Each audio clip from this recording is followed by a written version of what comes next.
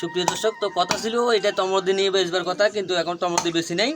এই মাছটা এখন আমরা 5-6 গিরি মিলি এই মাছটা এখন এখানে বিক্রি করছি কিছু, আর আমাদের নিজস্বভাবে খানা হয়ে যাবে। এখন কাটতেছি মাছটা অনেক পরিষ্কার করে, এটাকে এখন কাটা হইতেছে।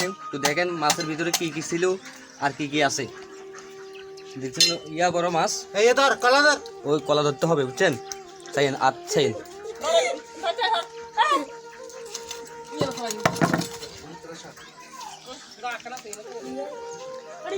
তো 9.5 কেজি মাছটা এখন কেটে ফেলছি। ভিতরে যদি একটা মাছ পাওয়া যায় তাহলে সুন্দর হবে না না? ও মাছ তো ফেটে দিতে আবার ছা থাকে না, ডিম থাকে নাকি? হুম,